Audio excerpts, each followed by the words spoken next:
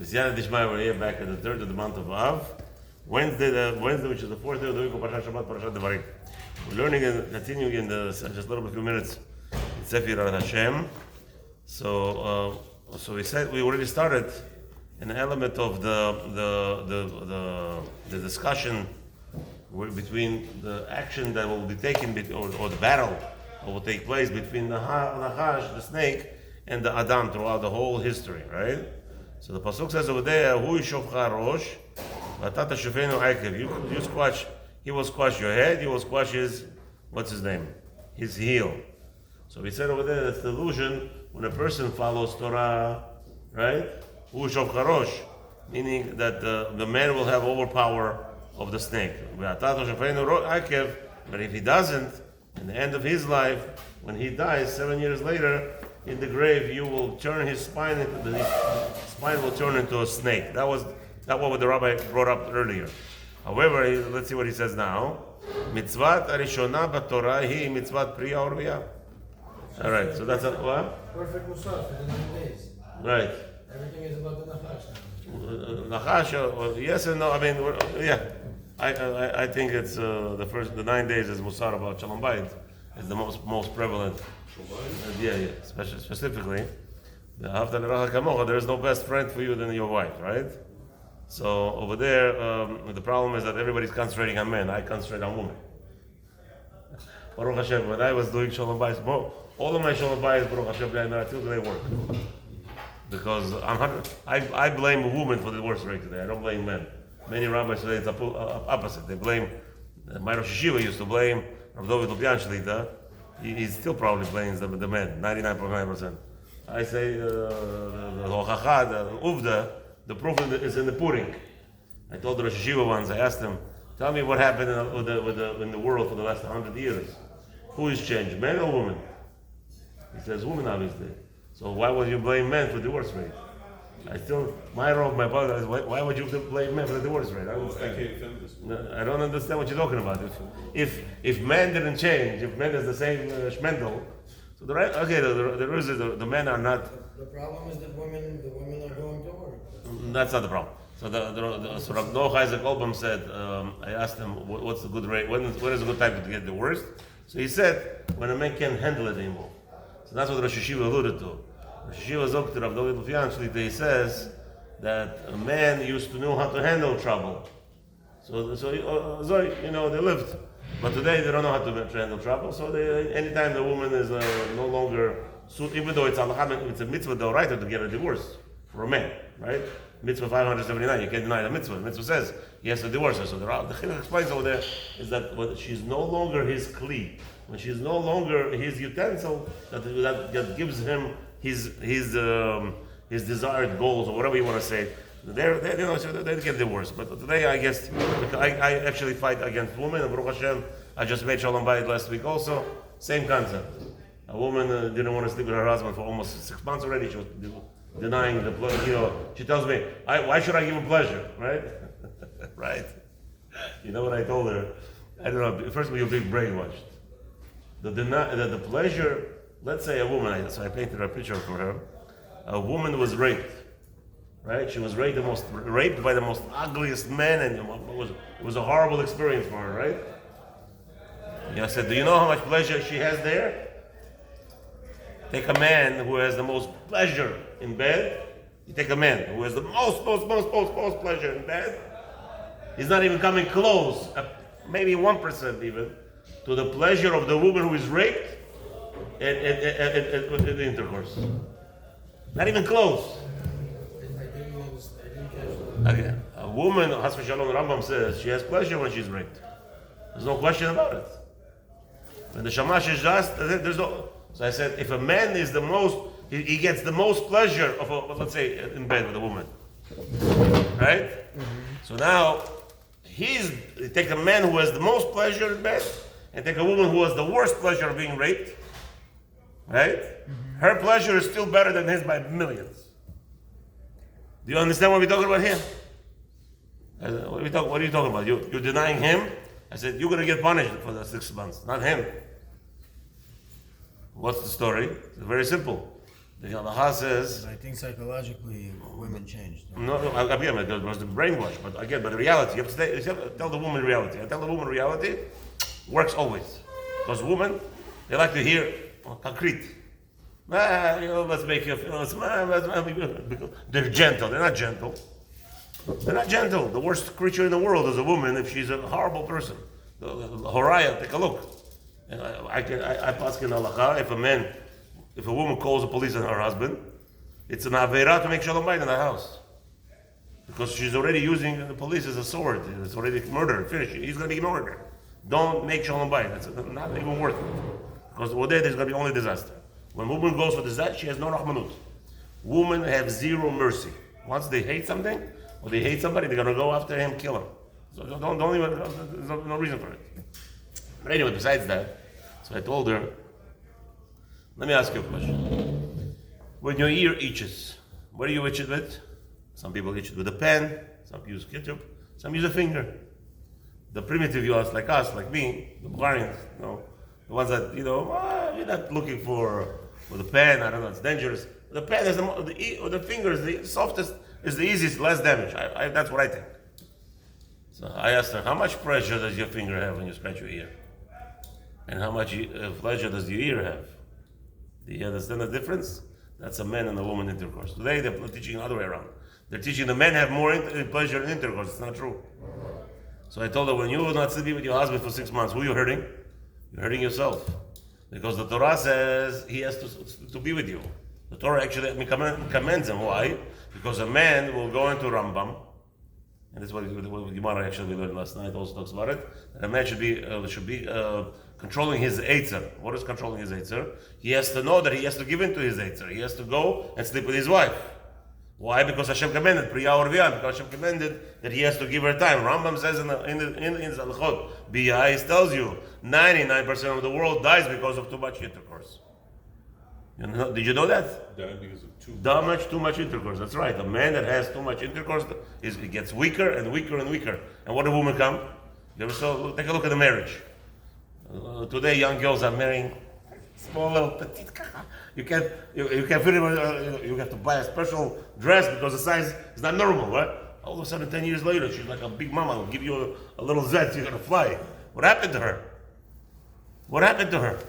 Life. What happened to her? She became like a man. That's right. She has the sperm of a man gives her a lot of strength. Yeah, exactly that. So the Rambam says that the people die from having intercourse. So why should a man even sleep with his wife? Now you know that in your mind, and you Baruch Hashem a little bit more sophisticated in your mind. If you understand that you're dying every time you're with your wife, who would want to touch her? The Torah Gemara says even though you have to have Yitzhara in order to fulfill the mitzvah. You have to bring your children, next generation. So this whole concept. So today, today that's what I teach. This 9 days specifically, I heavily concentrate on Shalom Bayit and hit it where it is. I tell a woman, you ain't got Olam Bayit. You don't have nothing. You know Olam Haba, nothing. And everyone gets crazy with me. One time I gave a shmuz here 2 years ago when I came in here, Florida. Wow, what they did to me, the ladies. I said, Alaha, women have no Olam Haba. Aha. What's their ticket? Sending their husbands to learn. Sending their husbands to learn. Send your husbands to learn Torah. Learn Torah, Limud, Filah. You can't bother him. If a woman is strong enough to handle, she could change the diapers and she could wash the dishes, and she goes tells the man, you go wash the dishes and you go change the diaper. She could do it herself. She's just now over Isur of Bitul Torah. I bet he's not a lamdan. He works 24/7, right? But that moment that she asked him to go change a diaper, that moment that she asked him to go wash the dishes, is telling him go learn a little bit Rashi for Shabbat, so I could hear Rashi a little bit. That's Bitul Torah. Now she's going to be punished for it. By the way, I also thought that today most women, if you take a look in Brooklyn, New York, when you're sitting over there, guys are coming snoring every second. Who are these people? Most of the cases are wife almost died at birth. What happened? What happened? It's Mishnah, Befirush. Right? She's not Nizar. She has to be Nizar. She has 13. A woman has her place in the house. She has mitzvot to do. She can't stir a man. Tell him, no, he's not learning anyway, so let me just use it for washing dishes at all. What for? What are you talking about? What kind of nonsense is this? So again, it's all about balance, and B'ezrat Hashem, hopefully it will work out. But anyway, so we said last time, Hu Shofer Harosh, Mitzvah Rishonah B'Torah, Priya Urvia. Right? So it's a commandment. That's why a man is commanded to sleep, to bring children into his world, and he has to sleep with his wife. A man is commanded to sleep with his wife. Can you understand what level we are in today? Today, if you take a look outside, the whole world is what? The man wants to sleep all day with a woman. That's what they're brainwashing. They bring you pictures. The man's brain is constantly thinking about intercourse. Yeah? I just told you that a worst case scenario of a woman being raped and a best case scenario of a man having the best pleasure in the bed, his pleasure is not even coming close to her pleasure by millions. So who's thinking about intercourse all day? You'd be surprised that Nashim Datan Kalot. Their minds is so... Look, why do you think a woman cheat on their husbands? All a man has to do is say, hello, how you doing? Here's the delivery man. I had a neighbor, Nebuch. Divorced his wife because she was with the UPS guy. That's right. He comes in, yes, I do it this time. Finished. Datan Kala. Today the world is apuch. They brainwashed you totally opposite. Every man thinks that he has to have intercourse and he can't, otherwise, Habibi, it's the other way around. It's the other way around, and it's an evil tactic, and we have to know that Hashem commands you to have Priya Urvia. Why? Because you wouldn't have it. If you really understand that you're losing your strength every time you're with your wife, what in the world are you going to be with her for?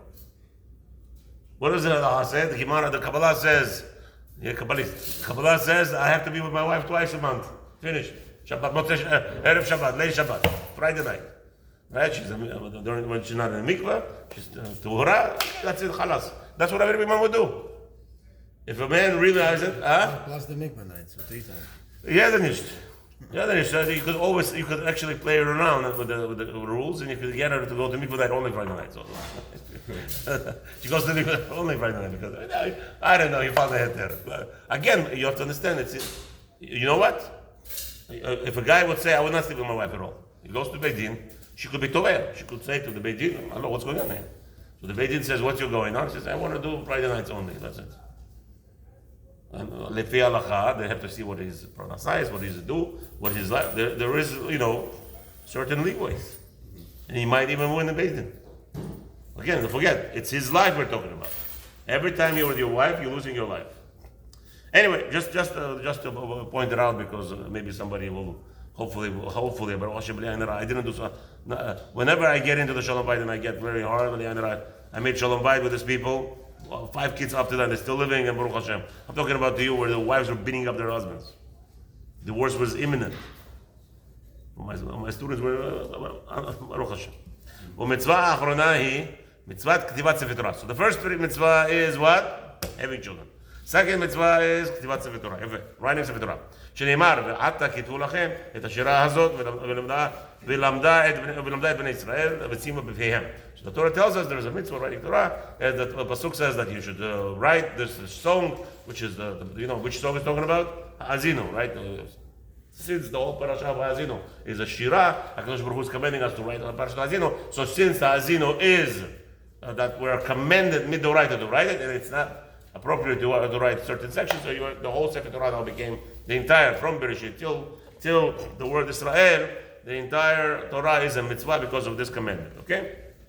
And they should know it by heart, okay? Anyway, והנה מצווה הראשונה שהיא פרייה ורבייה, כל אחד מקיים אותה וזהו ביאור רמז להוא ישוף הראש.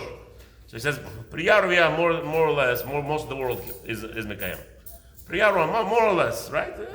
You have bodedim, you have people who are Baruch Hashem learning Torah full time. They don't want to get married, like Ben Azai, or some men, they don't want to have children. Whatever it is, they're afraid to have children today. Most boys at 35, 36, 40, they don't want to get married because of that reason. They're afraid to have children. Whatever it is, but most of the world is mikayim, right? And it's hinted in the word lehu yeshuv charosh, right? It says that he will smite your head. What does that mean? Dahainu ha-mitzvah rishonah asher kol echad mekayem. Right? So that is hinted by us fulfilling the mitzvah. Remember, how do we break the nachash?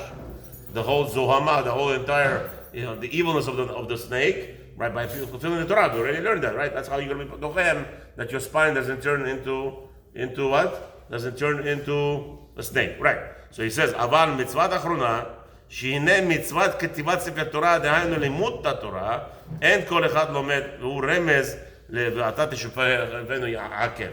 So the Torah, so he says there's a hint that since the mere fact, unfortunately, most of the world today is not toiling in the Torah, business, whatever it is, they're not completely delved in the Torah. So the hint is that the Nachash comes and bites his ear, which is the end, right?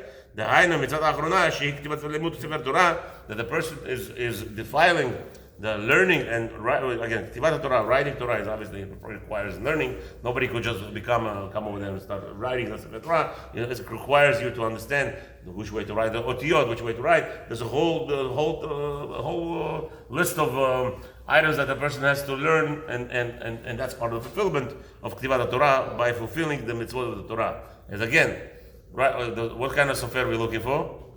Somebody who is fulfilling every word that's in the Torah. Otherwise, the whole point of the, let's say, mezuzah, the whole point of tefillin, the whole point of Sefer Torah, when a chazan reads it, what is it for? The whole point of it is to have ashpa'ah on the sviva, to have ashpa'ah on the surrounding area. And if it's not written in Mikdusha or Torah, it's going to cause only harm.